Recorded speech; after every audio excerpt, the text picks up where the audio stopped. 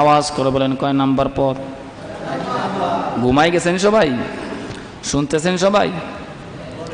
4 number পথ খোলা আছে, আও মুহিব্বান।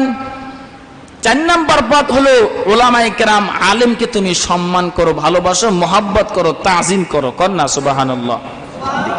তা আলেমের প্রতি মহব্বত, ভালোবাসা যদি আমি আপনি রাখতে পারি, তাহলেও এটাও নাজাতের জন্য একটা জরিয়া হয়ে যাবে।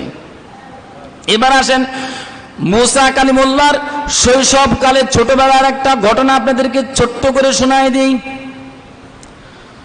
মুসা কালিমুল্লাহ যখন ছোটবেলায় শিশুকালে যখন আসিয়ার হাতে আসছিল, আসিয়ার মহব্বত লাগছিল কিনা? শিশু বাচ্চাকে দেখে কি মহব্বত, ইস বাচ্চাকে দেখে আমার খুব মহব্বত হয় অন্তরে, বলছিল কিনা?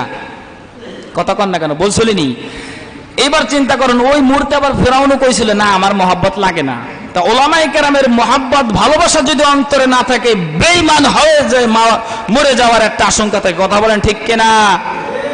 উলামায়ে কেরামের মহব্বত, আলেমের তাজিম, ভালোবাসা যদি কোনো মুসলমানের আওলাদের, কোনো মানুষের ভিতর যদি না থাকে, এই ফেরাউনের থেকে শিক্ষা নেন। এই একজন ফ্যানগুলো ছেড়ে দাও তো শোনা। এইখান থেকে শিক্ষা নেন। ফেরাউনের সঙ্গে সঙ্গে বলছিল আসিয়ার পরপরই যে আমার মহব্বত লাগে না, আমার ভালোবাসা লাগে না। কিন্তু আসিয়া কি বলছিল? হ্যাঁ আমার ভালোবাসা লাগে। ইস কি মহব্বত, কি ভালোবাসা, আমার দেখি মনে হইতে শিশু বাচ্চাকে দেখি। তো ফেরাউন কি ঈমান নিয়ে মরতে পারছে না বেঈমান হয়ে মরছে? কথা বলেন, কথা বলেন। বেঈমান হয়ে মরছে।